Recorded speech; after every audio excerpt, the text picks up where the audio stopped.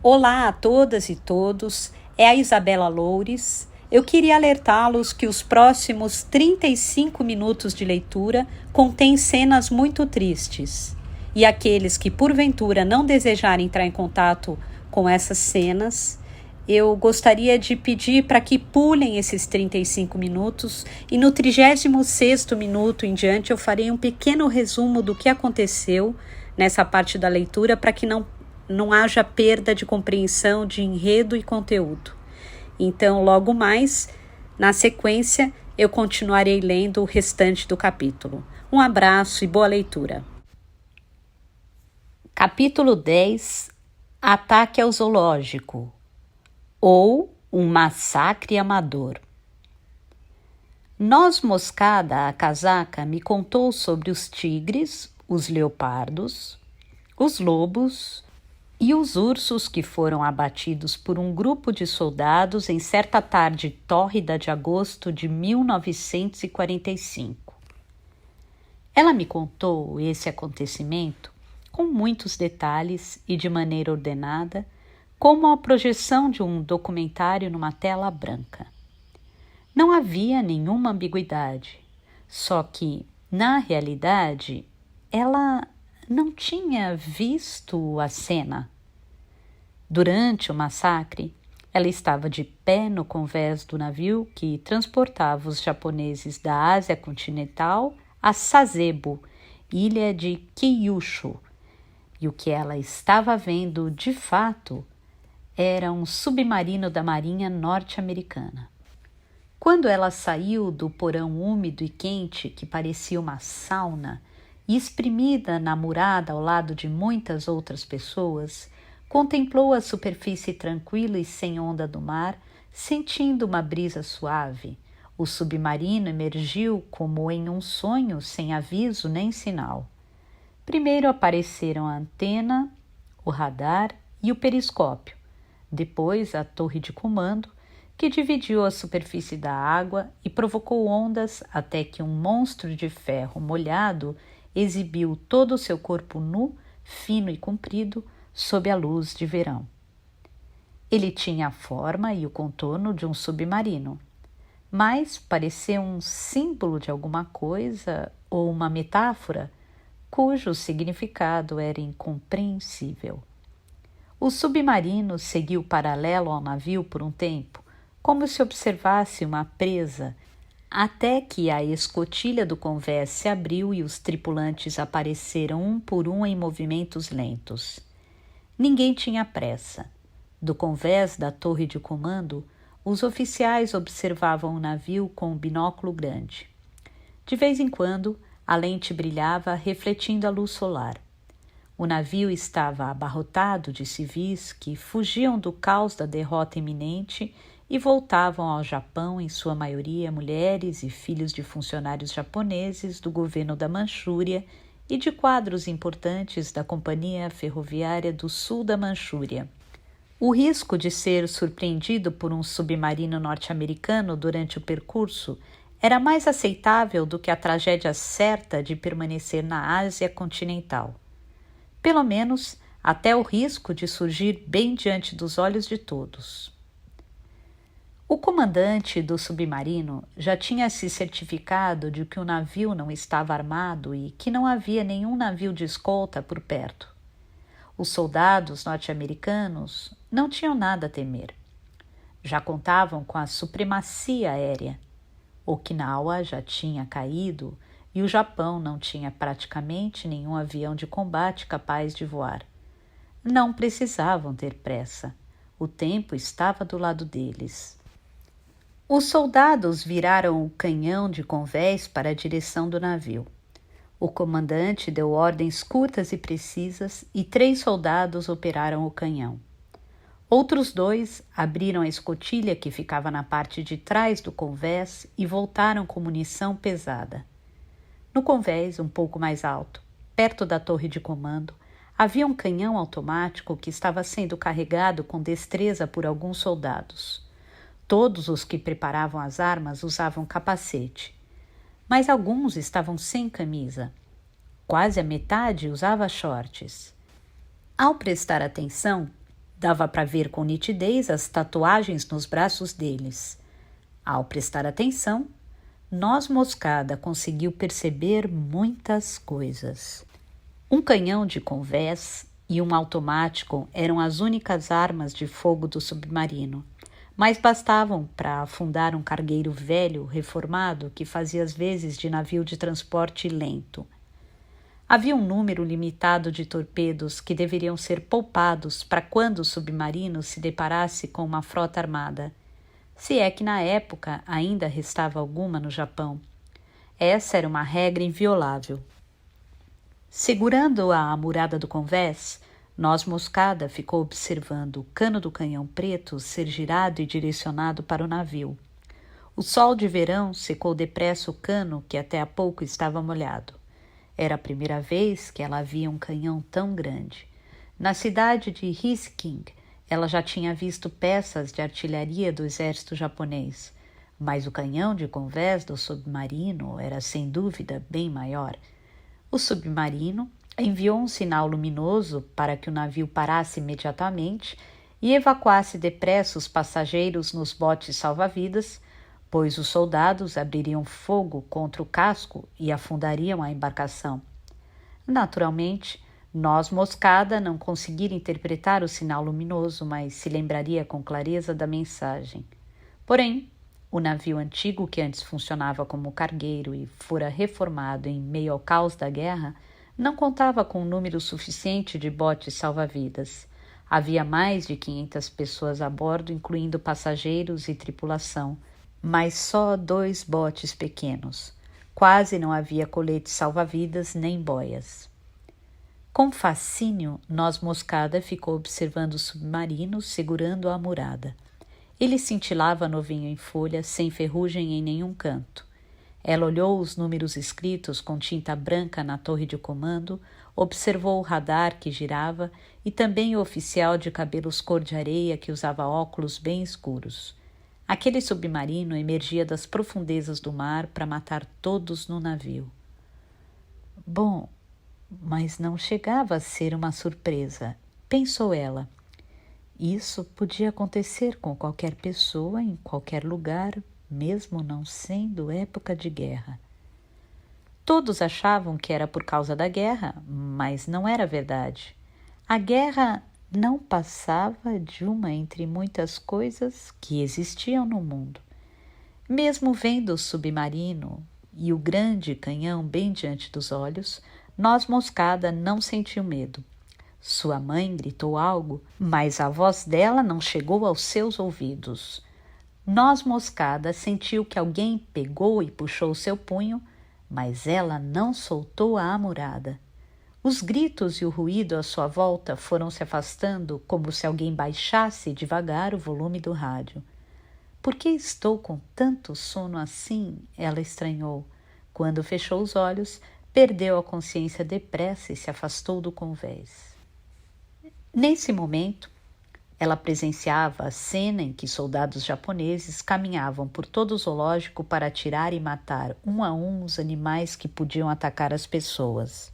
Quando o primeiro-tenente deu a ordem, os soldados dispararam os fuzis 38 e as balas rasgaram a pele macia e estraçalharam as vísceras do tigre. O céu da tarde de verão era azul e o chiar insistente das cigarras caía como chuva de verão. Os soldados cumpriam a ordem calados do começo ao fim. Os rostos bronzeados estavam pálidos e pareciam desenhos de uma cerâmica da antiguidade. Dentro de alguns dias, no mais tardar em uma semana, as principais tropas do exército do extremo oriente da União Soviética deveriam chegar a Hisking. Não havia meio de impedir aquele avanço. Desde o início da guerra, a linha de frente que se espalhava cada vez mais ao sul e grande parte dos equipamentos e das tropas de elite do antes poderoso exército de Guangdong tinham sido deslocadas. A maior parcela do armamento já havia afundado nas profundezas do mar ou estava apodrecendo no meio das matas. Praticamente não havia mais carros blindados nem armamento antitanque. Havia poucos caminhões para transporte de tropas e os que precisavam de conserto não serviam para nada por falta de peças. Embora ainda houvesse soldados recrutados em uma grande mobilização, até os fuzis antigos não eram suficientes para todos, sem contar que poucas balas tinham sobrado. O exército de Guangdong, que no passado se vangloriava de manter uma inquebrantável defesa no norte da Manchúria, já não passava de um tigre de papel.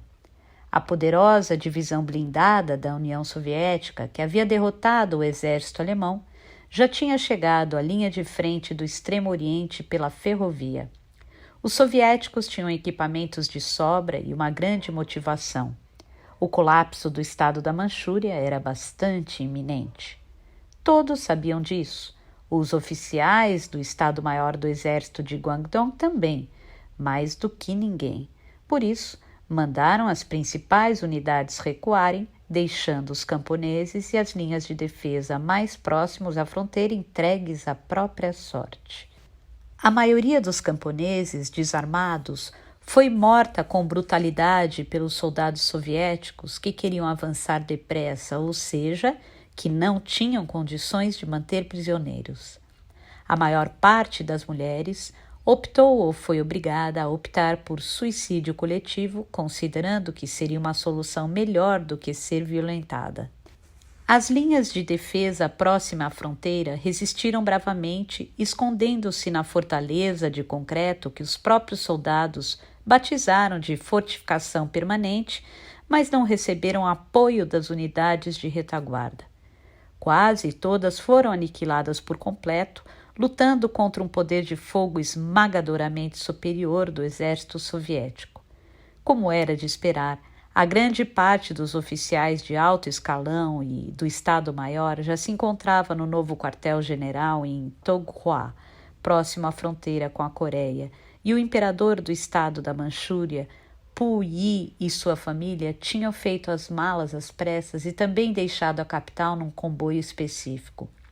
Quando a notícia da invasão do exército soviético se espalhou, a maioria dos soldados chineses que faziam parte do exército do estado da Manchúria, encarregados da segurança da capital, ou desertou ou se rebelou, matando os oficiais japoneses que estavam no comando. Obviamente, não estavam dispostos a lutar contra o poderoso exército soviético para defender o Japão, arriscando a própria pele. Como resultado, Hiskin, cidade que o Japão fizera questão de transformar na capital do estado da Manchúria, foi abandonada em um curioso vácuo político. Os oficiais chineses de alto escalão do governo da Manchúria defenderam a rendição da cidade de Hiskin e a sua desmilitarização a fim de evitar o caos e o derramamento de sangue desnecessários. Mas essa proposta foi recusada pelo exército de Guangdong. Os soldados japoneses que foram ao zoológico também imaginavam que acabariam mortos dentro de alguns dias ao combater o exército soviético. Na verdade, foram enviados para as minas da Sibéria depois da rendição do exército japonês e 3 deles morreram por lá mesmo. A única coisa que podiam fazer era rezar para uma morte sem dor. Não queriam ser esmagados devagar pela lagarta de um tanque, nem queimados pelo lança-chamas dentro de uma trincheira, nem baleados no ventre. Não queriam ter uma morte lenta e sofrida. Seria melhor uma morte rápida, um tiro na cabeça ou no coração. De qualquer maneira, antes que morressem, precisavam matar os animais do zoológico. Para economizar a preciosa munição, os animais deveriam ser eliminados com veneno. Fora essa a ordem que o jovem primeiro-tenente que estava no comando tinha recebido do seu superior, que acrescentara que o veneno já havia sido enviado ao zoológico. O primeiro-tenente se dirigiu então ao zoológico acompanhado de 8 soldados armados até os dentes. O zoológico ficava a cerca de 20 minutos a pé do quartel-general e estava fechado desde a invasão da Manchúria pelo exército soviético. 2 soldados com fuzil e baioneta montavam guarda na entrada. O primeiro-tenente mostrou a ordem e entrou com seu grupo. O diretor do zoológico informou que também tinha recebido a ordem de eliminar os animais ferozes em caso de emergência.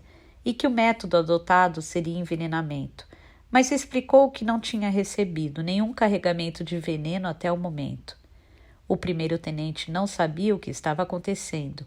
Ele sempre trabalhara na área de contabilidade do quartel-general, nunca tinha comandado uma tropa antes e não estava acostumado com esse tipo de situação.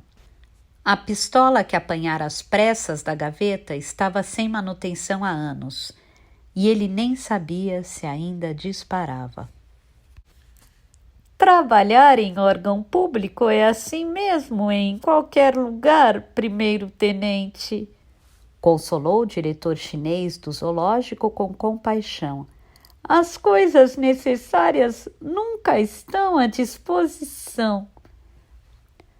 O veterinário-chefe foi chamado para confirmar a informação do diretor e comentou com o primeiro-tenente que o zoológico vinha recebendo pouco abastecimento nos últimos tempos. Acrescentou que a quantidade de veneno era ínfima e mal daria para matar um cavalo. O veterinário era um homem alto, com mais de 35 anos, e tinha um rosto bonito, mas com hematoma azul escuro na bochecha direita. O hematoma tinha o tamanho e o formato da palma da mão de um bebê. Deve ser de nascença, supôs o primeiro-tenente. Ele então ligou da sala do diretor para o quartel-general para receber novas instruções do superior. Porém, o quartel-general do exército de Guangdong se encontrava em caos desde a invasão da fronteira da Manchúria pelo exército soviético alguns dias atrás, e muitos oficiais de alto escalão estavam desaparecidos. Quem tinha ficado estava desesperado em queimar documentos importantes no pátio interno ou estava comandando unidades para montar minas antitanque no subúrbio da cidade. O major que dera ordens ao primeiro-tenente também estava desaparecido. O primeiro-tenente não fazia a menor ideia de onde conseguir o veneno necessário. Para começar, que setor do exército de Guangdong cuidava de veneno? Durante o telefonema, ele foi encaminhado para outro setor e depois para outro e outro, até que o último a atender, um coronel que era cirurgião, gritou com voz trêmula: "Seu idiota! Uma nação está prestes a ser destruída! Não é da minha conta o que vai acontecer com um zoológico!" Não é da minha conta também, pensou o primeiro-tenente, que desligou o telefone com fisionomia inconformada e desistiu de tentar arrumar veneno. Só havia duas alternativas. A primeira seria não matar nenhum animal e voltar ao quartel-general. E a segunda seria matar os animais a tiros. Seja lá qual fosse a escolha, o primeiro-tenente estaria infringindo a ordem recebida. Depois de refletir um pouco, ele resolveu matar os animais a tiro, pois, por mais que pudesse ser repreendido posteriormente por ter desperdiçado munição, ao menos teria cumprido o objetivo de eliminar os animais ferozes. Se saísse do zoológico sem matá-los, poderia ser processado pela corte marcial por descumprimento de ordem. Ele tinha dúvidas se, num momento como aquele, a corte marcial ainda existia, mas ordem era ordem. Enquanto existisse exército, a ordem precisaria ser cumprida.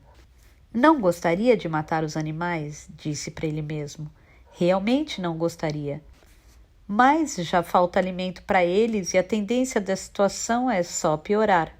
Pelo menos não se vê nenhuma previsão de melhora. Para os animais também deve ser melhor morrer baleados. Se os animais famintos fossem soltos na cidade depois de um combate intenso ou de um bombardeio, sem dúvida a situação seria ainda mais catastrófica. O diretor entregou ao primeiro-tenente a lista de animais que devia ser abatido em caso de emergência e o mapa do zoológico. O veterinário, com hematoma na bochecha, e 2 auxiliares chineses acompanhariam os soldados. O primeiro-tenente deu uma olhada na lista que recebeu. Por sorte, O número de animais era menor do que ele imaginava, mas havia 2 elefantes. Elefantes? O primeiro-tenente franziu a testa sem perceber. Poxa vida! Como é que vamos matar os elefantes? Considerando o trajeto e o mapa, eles resolveram acabar primeiro com os tigres. Os elefantes seriam os últimos. A placa diante da jaula dizia que os tigres tinham sido capturados no meio das montanhas do grande Khingan da Manchúria. Eram 2 tigres e 4 soldados mirariam em cada um. O primeiro-tenente deu ordens para que os soldados mirassem bem no coração, mas nem mesmo ele sabia direito onde ficava o coração. Quando todos os 8 soldados puxaram ao mesmo tempo a alavanca do fuzil 38 para inserir o cartucho, o som seco e algorento mudou completamente a paisagem do lugar. Tão logo ouviram o som, os tigres na jaula se levantaram de um salto do chão, lançaram um olhar feroz para os soldados e soltaram rugidos ameaçadores e demorados. Por via das dúvidas, o primeiro-tenente tirou do coldre sua pistola automática e a destravou. E, para se acalmar, deu uma leve tossida. Isso não é nada. Tentou se convencer. É uma coisa que todo mundo está acostumado a fazer. Os soldados se ajoelharam, apontaram os fuzis e, quando o primeiro-tenente deu a ordem, puxaram o gatilho. Um coice forte atingiu o ombro de todos com força, esvaziando por um momento suas mentes. O estrondo dos disparos simultâneos ecoou pelo zoológico vazio. O barulho reverberou de jaula em jaula, de parede em parede, atravessou entre as árvores, passou pela superfície da água dos tanques e perfurou o peito de todos que o ouviram, como um presságio sinistro, como uma trovoada de longe. Todos os animais prenderam a respiração. Até o chiar da cigarra cessou. Mesmo depois que o estrondo dos disparos passou, não se ouviu nenhum som ao redor. Os tigres viraram uma rápida cambalhota, como se atingidos por um grande bastão segurado por uma mão invisível, e caíram no chão com um grande barulho. Depois se retorceram em ofegante agonia e vomitaram sangue. Os soldados não tinham conseguido matar os tigres na primeira tentativa. Como os animais não paravam na jaula e caminhavam sem parar de um lado para o outro, os homens não conseguiram mirar direito. Com uma voz mecânica e monótona, o primeiro-tenente ordenou mais uma vez que os soldados se preparassem para efetuar novo disparo. Eles então voltaram a si, puxaram a alavanca para inserir o cartucho e miraram outra vez nos tigres. O primeiro-tenente mandou que um dos subordinados entrasse na jaula para verificar se os tigres estavam mesmo mortos. Embora os animais estivessem de olhos fechados, com os dentes para fora da boca aberta e não se mexessem, alguém precisava conferir se estavam mesmo mortos. O veterinário destrancou a porta da jaula e o soldado, que tinha acabado de completar 20 anos, entrou, baioneta em riste, expressão assustada. A situação toda era bem cômica, mas ninguém riu. Com o calcanhar, o soldado deu um pisão leve na lombar do tigre, que não se mexeu. O soldado, então, deu um chute mais forte no mesmo lugar. O felino estava morto. O outro tigre, uma fêmea, também não se mexeu. O soldado nunca havia visitado um zoológico e era a primeira vez que via um tigre de verdade. Por isso, não conseguiu experimentar a sensação real de ter acabado de matar um tigre de verdade ao lado de seus colegas. Ele havia sido mandado para um lugar que não tinha nada a ver com ele e, por acaso, estava fazendo coisas que também não tinham nada a ver com ele. Essa era a sua sensação no momento. De pé, diante do mar de sangue escuro, ele olhava distraidamente para os corpos dos tigres. Mortos, eles pareciam bem maiores. Por que será? estranhou ele. Estranhou ele.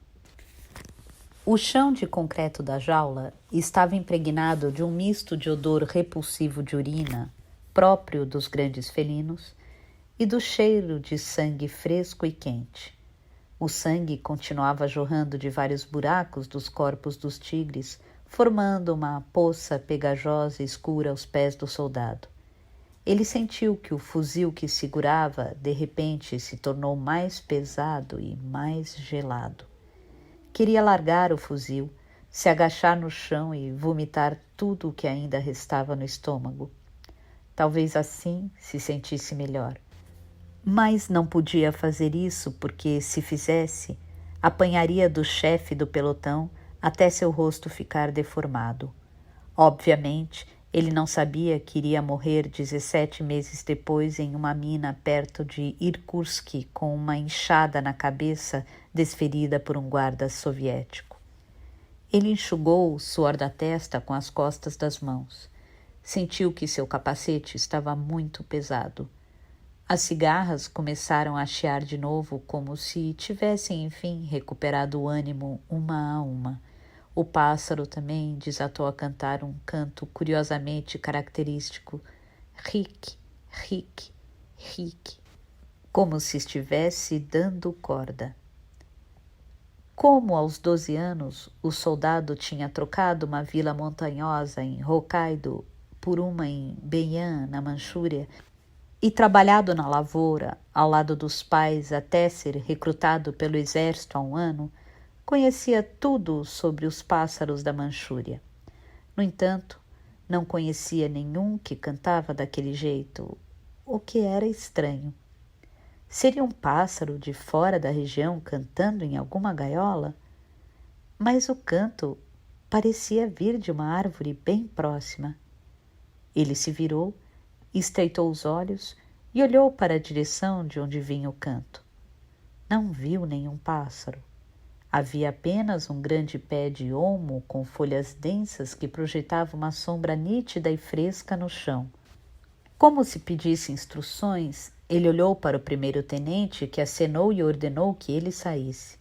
O primeiro-tenente voltou a abrir o mapa do zoológico e riscou os tigres. Agora era a vez dos leopardos. Depois, dos lobos. Havia também os ursos. Vamos deixar os elefantes para o final, pensou o primeiro-tenente. Como fazia um calor infernal, ele ordenou que os soldados descansassem um pouco e bebessem água. Todos tomaram a água dos cantis. Em seguida, o grupo se dirigiu em silêncio para a jaula dos leopardos em fila indiana, fuzis a tiracolo. O pássaro desconhecido continuava dando corda em cima de alguma árvore com um canto resoluto. O suor tingia de preto o peito e as costas das fardas de manga curta dos soldados. Quando os soldados armados até os dentes andavam em fila, o som de vários metais se tocando ecoava de leve no zoológico deserto. Os gritos produzidos pelos macacos pendurados na jaula rasgavam o céu, e como uma profecia divertiam todos os demais animais que se juntavam ao coro, cada qual à sua maneira. Os lobos uivavam demoradamente para o céu, os pássaros batiam as asas e algum animal de grande porte batia o corpo contra a jaula, como se lançasse uma ameaça. Um retalho de nuvem com formato de punho apareceu de repente como um sinal de algo e escondeu o sol. Naquela tarde de agosto, as pessoas e os animais pensavam na morte. Naquela tarde, os soldados matariam os animais e depois seriam mortos pelo exército soviético, provavelmente. Nós, Moscada e eu conversávamos frente a frente no restaurante de sempre, na mesma mesa. Quem pagava a conta era sempre ela.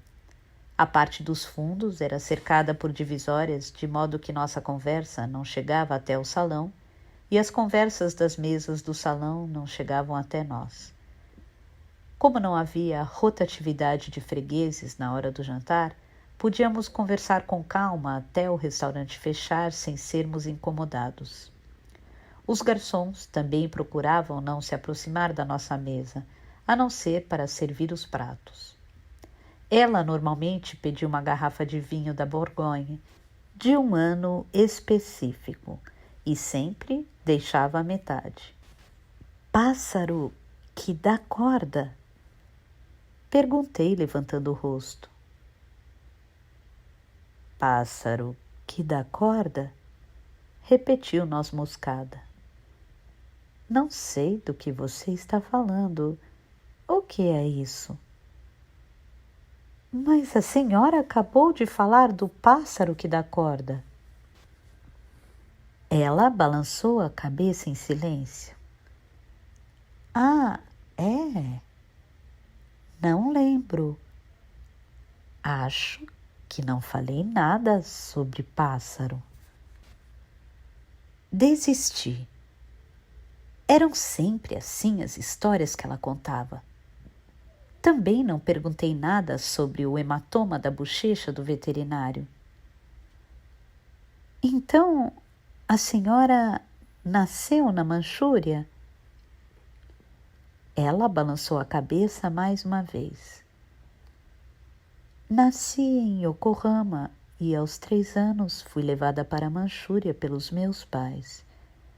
Meu pai era um professor de uma escola de veterinária e, quando a escola teve que mandar alguém para assumir como veterinário-chefe de um zoológico que seria inaugurado em Riskin, ele se candidatou. Minha mãe não queria abandonar a vida no Japão para ir a um fim de mundo como a Manchúria, mas meu pai insistiu. Talvez não quisesse seguir carreira de professor no Japão. Talvez almejasse ver com os próprios olhos um mundo mais amplo. Para mim, como eu ainda era pequena, não fazia diferença morar no Japão ou na Manchúria. De qualquer maneira, eu adorava a vida no zoológico. Meu pai vivia impregnado com um cheiro de animais, de vários animais. E todo dia havia pequenas variações, como a combinação de um perfume que mudasse todos os dias, um pouco de cada.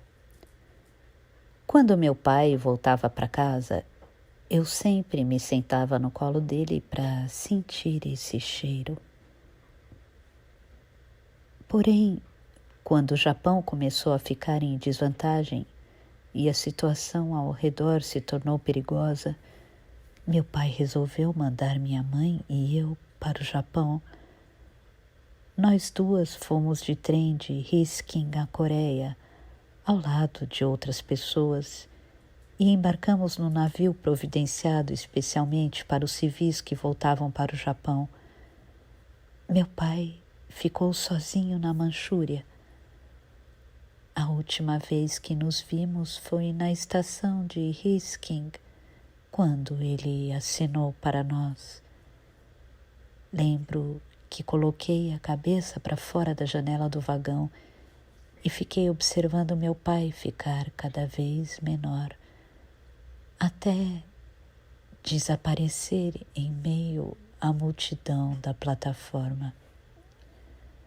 Ninguém sabe o que aconteceu com ele depois. Acho que se tornou prisioneiro do exército soviético que invadiu a Manchúria. Foi levado para a Sibéria para trabalhos forçados e morreu por lá mesmo, assim como tantos outros japoneses. Deve ter sido enterrado numa região fria e desolada, sem lápide, e seus ossos continuam enterrados lá. Eu me lembro, como se fosse hoje, do zoológico de Riskin, de ponta a ponta. Consigo visualizar mentalmente cada detalhe, cada trilha, cada animal. A casa onde morávamos ficava dentro do zoológico, e como todos os funcionários me conheciam, eu tinha passe livre para entrar em qualquer local, mesmo nos dias em que o zoológico estava fechado. Aqui termina a leitura da primeira parte do capítulo, que tem conteúdo triste. Farei agora um pequeno resumo e então darei continuidade à leitura do restante do capítulo. Então, como eu prometi, eu vou fazer um pequeno resumo do que aconteceu nessas páginas. Noz Moscada, que se torna muito amiga do touro, conta para ele que ela, quando criança, se mudou com a família para Manchúria e o pai dela era veterinário do zoológico local na capital. E que um certo dia chegaram os soldados soviéticos para cumprir ordens superiores de eliminar os animais do zoológico, porque se porventura acontecesse uma ocupação na cidade e os animais escapassem, eles poderiam ser perigosos para a população. Então, neste exato momento histórico, as mulheres e as crianças japonesas que estavam na Manchúria estavam sendo enviados para o Japão novamente. E alguns homens ficaram. Os exércitos já estavam dizimados e ela estava num navio voltando para o Japão quando um submarino americano surge no oceano e esse submarino começa a apontar armamentos para o barco onde ela estava. E não havia botes salva-vidas o suficiente para todas as pessoas que estavam no barco. Mas enquanto todo mundo se desesperava, ela ficou no convés do barco de uma forma muito tranquila e quase mística, e é como se ela visualizasse o que estava acontecendo na Manchúria. Retifico, ela estava no mar. E na Manchúria, naquele momento, o pai dela, que era o veterinário daquele zoológico local, japonês que estava emigrado para a Manchúria, ele tinha um hematoma arroxeado, azulado no rosto. E ele, como veterinário, teve que presenciar todo este massacre dos animais. Terminada a parte da conversa, o touro pergunta para ela sobre a mancha no rosto do pai dela, veterinário, e ela diz para o touro que ela não se lembra de ter falado isso para ele. E assim fica em suspensa a informação e ele se aquieta, pensando que, afinal, ela é uma mulher tão esquisita e é melhor ele não continuar perguntando nada.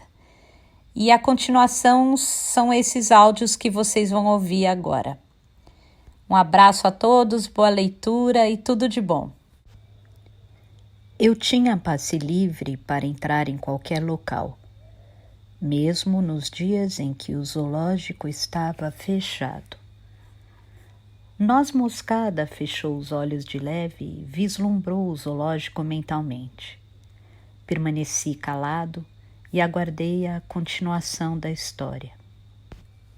Bom, mas por algum motivo eu não tenho certeza se na realidade o zoológico era mesmo como lembro. Como posso explicar? Às vezes a lembrança me parece vívida demais. Quanto mais a fundo penso na questão, menos consigo saber até onde é realidade e até onde é fruto da minha imaginação. É como se eu estivesse perdida num labirinto. Você já passou por isso? Não, nunca passei por isso. Esse zoológico ainda existe em Hishking? Não sei, respondeu Noz Moscada, tocando a ponta do brinco com o dedo. Ouvi dizer que o zoológico foi desativado completamente depois da guerra, mas não sei se essa situação ainda persiste. Durante muito tempo, Noz Moscada foi a única pessoa do mundo com quem eu conversava. A gente se encontrava 1 ou 2 vezes por semana e conversava frente a frente à mesa do restaurante. Depois de alguns encontros, percebi que Noz Moscada era uma excelente ouvinte. Ela pensava rápido e tinha uma técnica para orientar o rumo da conversa para a direção certa, fazendo perguntas e dando respostas curtas. Quando me encontrava com Noz Moscada, procurava usar roupas decentes e limpas na medida do possível para não causar uma sensação desagradável nela. Usava camisas recém-retiradas da lavanderia, gravatas que combinavam com as camisas e sapatos de couro bem engraxados. Quando me via, ela conferia as roupas de cima a baixo, como um chefe escolhendo os ingredientes com todo o cuidado. Se alguma coisa, por mais ínfima que fosse, não agradasse seu olhar, ela me levava na hora a alguma loja e comprava a roupa correta para mim. E, quando possível, me mandava fazer as trocas das peças nesse mesmo lugar. Em relação à vestimenta, Noz Moscada só aceitava a perfeição. Graças a ela, meu guarda-roupa foi aumentando cada vez mais até que ternos, jaquetas e camisas começaram a invadir de maneira gradual e definitiva o espaço que antes era ocupado pelas roupas de Kumiko. Quando o armário ficava abarrotado, eu dobrava e guardava as roupas de Kumiko numa caixa de papelão junto com naftalina. Se um dia ela voltar, irá estranhar, pensei. Contei a ela sobre Kumiko com profusão de detalhes. Expliquei que precisava salvá-la e trazê-la de volta para casa. Noz Moscada ficou me encarando por um tempo, apoiando o rosto com as mãos. Mas de onde você vai salvar Kumiko? Como se chama esse lugar? Procurei as palavras adequadas no teto, mas não encontrei. No chão, também não. De um lugar bem distante, respondi. Noz Moscada sorriu. Sabe, essa história me lembra a Flauta Mágica de Mozart. O príncipe que salva a princesa presa em um templo distante usando a flauta mágica e um carrilhão mágico. Adoro aquela ópera. Já assisti várias e várias vezes e lembro todas as falas. Eu sou o Papageno, caçador de pássaros, conhecido por todo o país. Você já assistiu? Balancei a cabeça. Nunca tinha visto. Na ópera, o príncipe e o caçador de pássaros vão ao templo guiado por 3 damas sobre uma nuvem. Na verdade, o que está em jogo é uma luta entre o mundo do dia e o da noite. O mundo da noite está tentando recuperar a princesa capturada pelo mundo do dia. No meio da história, os personagens ficam sem saber qual dos mundos tem razão. Ficam sem saber quem está preso e quem não está. Claro que no final o príncipe recupera a princesa. Papageno recupera a Papagena e os vilões vão para o inferno. Disse Noz Moscada, limpando a borda da taça com a ponta do dedo. Mas, por enquanto, você não tem a companhia do caçador de pássaros, nem a flauta mágica, nem o carrilhão. Eu tenho o poço, disse. Você ainda precisa conseguir seu poço, respondeu Noz Moscada, sorrindo, como se estendesse com delicadeza um lenço de boa qualidade. Mas tudo tem seu preço. Quando eu me cansava de falar ou não conseguia prosseguir por não encontrar as palavras certas, ela me contava sobre ela como para me deixar descansar. Porém, a história dela era mais longa e mais complicada do que a minha. Sem contar que não tinha sequência. Noz Moscada pulava de uma parte para outra, avançava, voltava, seguindo seu coração. A época do relato mudava sem nenhuma explicação e um personagem completamente novo aparecia do nada, desempenhando um papel fundamental. Eu precisava fazer um raciocínio elaborado para descobrir em qual fase da vida dela tinha se passado tal e tal fragmento, e mesmo assim, às vezes ficava sem saber. Além do mais, ela contava cenas que tinha e que não tinha visto com os próprios olhos. Os soldados mataram os leopardos, os lobos e os ursos. Matar os 2 ursos gigantescos a tiro deu mais trabalho. Mesmo atingidos por dezenas de tiros, eles batiam o corpo com força contra a jaula, mostravam os dentes aos soldados e bramiam respingando saliva. Os ursos pareciam não se conformar com a morte naquele momento, ao contrário dos felinos que aceitavam ou pelo menos pareciam aceitar a realidade resignados. Provavelmente foi por isso que demoraram mais do que o necessário para dar adeus a essa condição efêmera chamada vida. Quando os ursos, enfim, pararam de respirar, os soldados estavam tão cansados que queriam se sentar no chão. O primeiro-tenente ativou mais uma vez a trava da pistola e enxugou com o cap o suor que caía da testa. No meio de um profundo silêncio, alguns soldados cuspiram, constrangidos e fazendo barulho. No chão, os cartuchos estavam esparramados como guimbas de cigarro. Nos ouvidos dos soldados ainda ecoava o som dos disparos. O soldado jovem, que seria morto a enxadadas por um soldado soviético na mina perto de Irkutsk 17 meses depois, continuava respirando fundo e desviando os olhos dos corpos sem vida dos animais. Estava tentando desesperadamente conter a ânsia de vômito que sentia no fundo da garganta.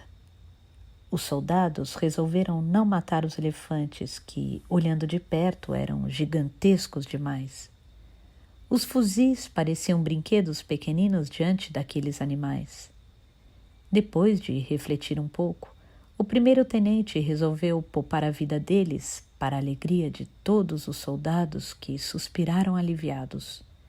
O curioso, ou talvez nem tanto, é que todos do grupo pensavam: mesmo correndo risco de vida, é melhor ir ao campo de batalha e matar gente do que matar animais enjaulados. Os corpos dos animais abatidos foram removidos das jaulas pelos auxiliares chineses, colocados em carroças e levados a um depósito vazio. Cadáveres de vários formatos e tamanhos foram enfileirados no chão do depósito. Depois de supervisionar esses trabalhos, o primeiro-tenente voltou à sala do diretor e solicitou a assinatura nos documentos necessários. Em seguida, os soldados formaram filas e se retiraram, deixando para trás, como tinha acontecido na chegada, um eco de metais se entrechocando. O sangue escuro que tingia o chão das jaulas dos animais mortos foi lavado pelos auxiliares com mangueira. Pedaços de carne que grudaram em alguns pontos na parede foram removidos com escova. Encerrado o trabalho, os auxiliares chineses perguntaram ao veterinário, que tinha um hematoma azul escuro no rosto, o que ele pretendia fazer com tantos cadáveres. O veterinário não soube responder. Em tempos normais, os corpos sem vida dos animais seriam entregues a um prestador de serviços especializado. Porém, às portas de uma batalha sangrenta que definiria a sorte da capital, era pouco provável que, com uma simples ligação, alguém se dispusesse a vir ao zoológico para cuidar de cadáveres de animais. Como era pleno verão, as moscas já tinham sido atraídas pelo cheiro. A única alternativa seria abrir um grande buraco para enterrar os corpos, mas era algo impossível com a mão de obra que tinha restado. Os auxiliares disseram ao veterinário: Doutor, se o senhor delegar os cadáveres para nós podemos dar um jeito. Carregaremos todos esses corpos aos subúrbios da cidade com a carroça e vamos dar um jeito. Temos companheiros que vão ajudar. Não vamos causar problemas ao senhor, doutor. Em compensação, queremos ficar com a carne e com a pele dos animais. A carne de urso, em particular, tem grande demanda. Podemos extrair antídotos dos corpos dos ursos e dos tigres e vendê-los a um bom preço. Agora não adianta nada dizer, mas gostaríamos que os soldados tivessem acertado só na cabeça. Assim, poderíamos vender as peles a um bom preço. Eles fizeram um trabalho de amador. Se tivessem deixado para nós desde o começo, teríamos feito melhor. O veterinário acabou concordando com a proposta. Não tinha opção. Afinal, estava no país deles. Cerca de 10 chineses apareceram pouco depois. Eles arrastaram os animais sem vida, colocaram os cadáveres nas carroças que trouxeram, amarraram bem com a corda e cobriram tudo com palha. Durante a função, os chineses praticamente não abriram a boca, nem mudaram de expressão. Depois que terminaram o carregamento, desapareceram puxando as carroças, que eram velhas e produziam um rangido alto por causa do peso dos corpos, como se ofegassem. Foi assim que, naquela tarde quente de verão, terminou o massacre dos animais. Por sinal, bastante amador, de acordo com os chineses. No lugar dos animais, jaulas vazias e limpas. Os macacos continuavam excitados e gritavam sons indecifráveis. O texugo andava de um lado para o outro dentro da jaula apertada. Os pássaros batiam as asas em desespero, espalhando penas por todo lugar. As cigarras continuavam chiando. Depois que os soldados voltaram ao quartel-general e os auxiliares chineses desapareceram puxando as carroças, o zoológico ficou vazio como uma casa sem móveis. O veterinário se sentou na mureta do chafariz seco, olhou para o alto e observou nuvens brancas e com o contorno bem definido. E prestou atenção no chiar das cigarras. O pássaro de corda já não cantava, mas o veterinário nem se deu conta. Afinal, não tinha ouvido o seu canto. Quem ouvira, sim, foi o coitado do jovem soldado que morreria com uma enxadada em uma mina na Sibéria alguns meses depois. O veterinário pegou do bolso do peito um maço de cigarros úmido de suor, colocou na boca e riscou o fósforo. Só então percebeu que sua mão tremia. O tremor não passava e ele acabou gastando 3 fósforos até conseguir acender o cigarro.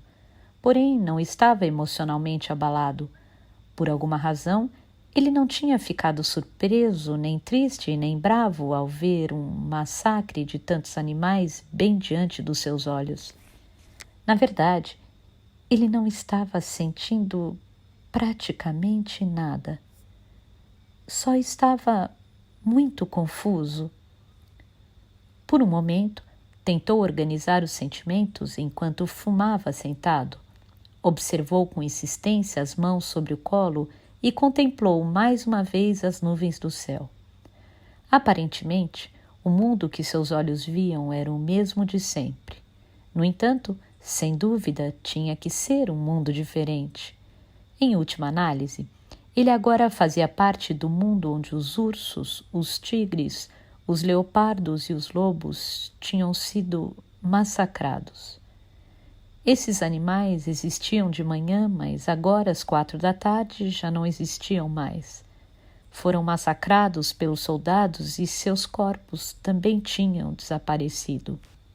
Logo, Entre dois mundos que não eram iguais, deveria existir uma diferença fundamental. Precisava existir.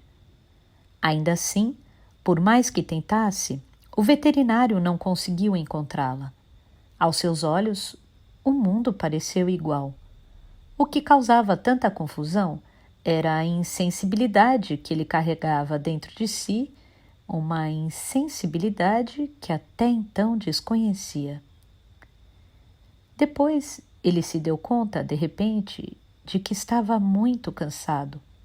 Por sinal, quase não tinha dormido na noite anterior. Ele pensou em como seria bom se pudesse se deitar e dormir um pouco só, sob a sombra fresca de uma árvore. Como seria bom se pudesse se entregar por um momento às trevas da inconsciência silenciosa. Ele conferiu o relógio de pulso. Precisava dar comida aos animais que ainda restavam e cuidar de um babuíno que apresentava febre. Ele tinha muita coisa para fazer.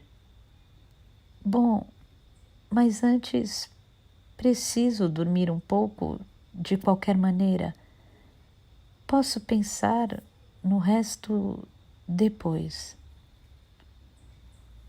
O veterinário entrou na mata e se deitou de costas sobre o capim num recanto escondido. Na sombra, as folhas dos capins eram frescas e agradáveis.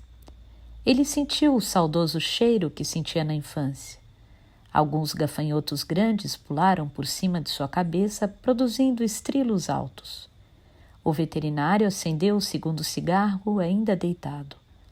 Por sorte, a mão já não tremia mais como antes. Tragando bem a fumaça, ele tentou imaginar os chineses despelando os animais mortos um a um, limpando e cortando a carne em algum lugar da cidade. O veterinário já tinha presenciado esse tipo de cena várias vezes. Os chineses eram extremamente habilidosos e muito competentes. Em um piscar de olhos, os animais eram separados em pele, carne, vísceras e ossos. Como se originalmente essas partes fossem separadas e, por alguma razão, tivessem sido agrupadas. Se eu tirar um cochilo, é provável que quando acordar, a carne desses animais já esteja à venda no mercado.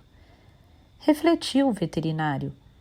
A realidade é uma coisa muito rápida. Ele arrancou um punhado de capim do chão e por um tempo sentiu a textura macia nas mãos. Em seguida, apagou o cigarro e soltou toda a fumaça que restava no pulmão junto com um profundo suspiro. Quando ele fechou os olhos, os estrilos dos gafanhotos pareceram bem mais altos do que eram ampliados pela escuridão.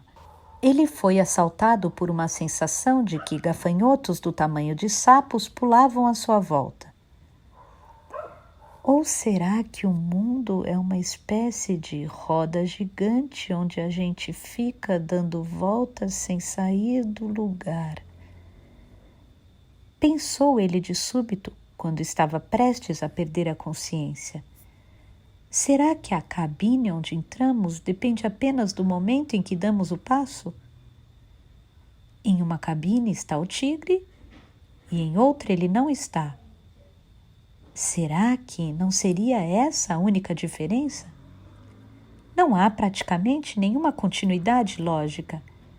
E por não haver continuidade, as opções não têm nenhum significado na prática. Será que não seria por isso que não consigo sentir direito a diferença entre os mundos? Mas sua reflexão só chegou até aqui. Ele não conseguiu pensar mais fundo. O cansaço físico era muito pesado como uma manta molhada. Ele não pensou em mais nada. Só sentiu o cheiro do capim, ouviu os estrilos dos gafanhotos e sentiu a sombra espessa que envolvia seu corpo como uma membrana. Logo, mergulhou em sono profundo.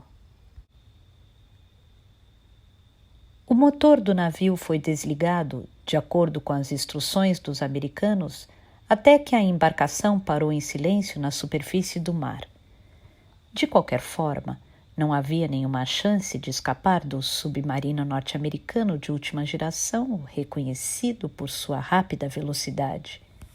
O canhão de convés e os 2 canhões automáticos continuavam mirando o navio e os soldados estavam preparados para abrir fogo a qualquer momento. Ainda assim, pairava uma estranha tranquilidade entre as 2 embarcações. Os tripulantes do submarino apareceram e, enfileirados no convés, observavam o navio como se estivessem entediados. A maioria dos soldados nem sequer estava de capacete. Era uma tarde de verão sem vento. O barulho do motor tinha cessado e não se ouvia nada além do melancólico som das ondas que se chocavam com preguiça contra o casco do navio. O capitão enviou uma mensagem ao comandante americano. Este é o navio de transporte de civis. Estamos desarmados e não carregamos equipamento militar nem soldados. Contamos com poucos botes salva-vidas. O comandante do submarino disse de forma indiferente. Não é problema nosso. Com ou sem evacuação, vamos abrir fogo dentro de 10 minutos em ponto. E a transmissão foi interrompida. O capitão do navio decidiu não transmitir o teor da conversa aos passageiros. Adiantaria alguma coisa? Se transmitisse, alguns passageiros poderiam sobreviver com sorte. Porém, a maioria seria arrastada para o fundo do mar junto com o maldito navio que parecia uma gigantesca bacia de metal. O capitão queria tomar seu último copo de uísque, mas a garrafa estava na gaveta da mesa de sua sala. Tinha guardado esse uísque escocês com carinho, mas não tinha tempo de ir buscar a garrafa. Ele tirou o chapéu e olhou para o céu, como se esperasse que um esquadrão de caças do exército japonês aparecesse de algum lugar em um passe de mágica como um milagre. Mas isso não aconteceria. Não tinha mais nada que pudesse fazer. O capitão pensou mais uma vez no uísque. Quando o prazo dado estava se esgotando, um estranho e repentino movimento agitou o convés do submarino. Os oficiais da torre de comando discutiram apressadamente e um deles desceu ao convés para transmitir uma ordem em voz alta que foi passada entre os soldados. Nesse momento, todos os soldados que estavam prontos para abrir fogo ficaram um pouco abalados. Um deles balançou a cabeça de um lado para o outro e bateu algumas vezes no cano do canhão com o punho cerrado. Outro tirou o capacete e contemplou o céu em silêncio. Parecia que ele estava bravo, mas ao mesmo tempo alegre.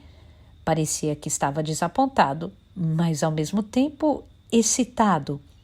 Os passageiros a bordo do navio não sabiam o que estava acontecendo, nem o que estava prestes a acontecer.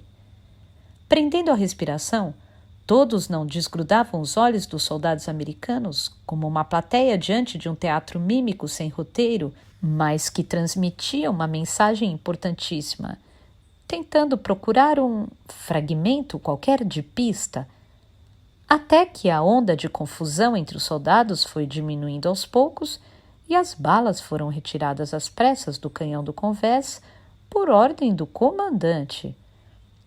Os soldados viraram o cano do canhão para a posição original e taparam a escura e assustadora abertura. As balas foram carregadas para dentro da escotilha. Os tripulantes voltaram depressa para o interior do submarino. Diferentemente de poucos minutos atrás, todos os movimentos agora eram feitos de maneira enérgica, sem perda de tempo e sem gracinhas. O motor do submarino produziu um gemido baixo e persistente, e o alarme agudo para que todos deixassem o convés soou algumas vezes.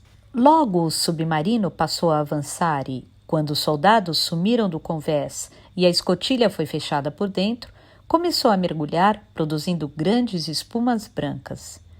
O convés estreito e comprido ficou coberto por uma camada de água salgada. O canhão submergiu e a torre de comando afundou, dividindo a superfície do mar azul escuro. Por fim, Como para apagar qualquer vestígio da passagem da embarcação, a antena e o periscópio desapareceram. Durante um tempo, a ondulação ainda perturbou a superfície da água até que tudo se acalmou, restando apenas o mar calmo de uma tarde tranquila de verão. Mesmo ao fim do repentino e inexplicável desaparecimento do submarino, que também tinha brotado do nada, os passageiros do navio permaneceram petrificados no convés, sem arredar pé, contemplando a superfície do mar. Ninguém nem sequer tossiu. Depois de um momento, o capitão voltou a si, enviou uma ordem ao imediato, que, por sua vez, entrou em contato com a casa de máquinas. Logo, o motor velho começou a funcionar, produzindo um som comprido de uma pancada, como um cão que levasse um chute do dono. Prendendo a respiração, os tripulantes do navio se prepararam para o impacto de um torpedo. Os americanos deviam ter desistido do canhão, que seria mais demorado, e optado pelo lançamento de um torpedo, que seria mais rápido.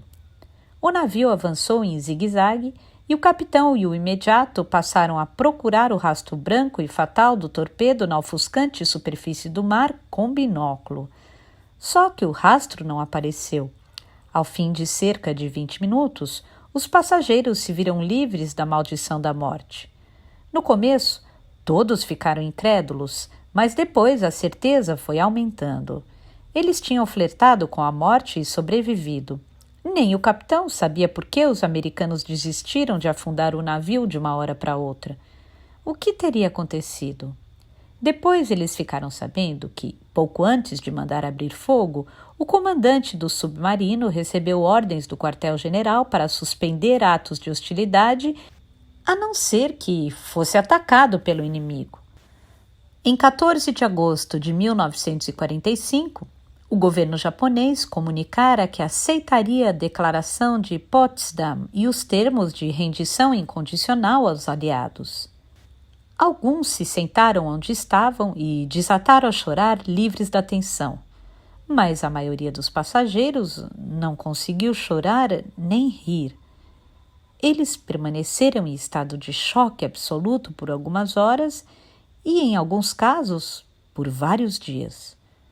Os espinhos compridos e tortuosos do pesadelo perfuraram os pulmões, o coração, a espinha dorsal, os miolos e o útero dos passageiros, abrindo cicatrizes que demoraram para fechar.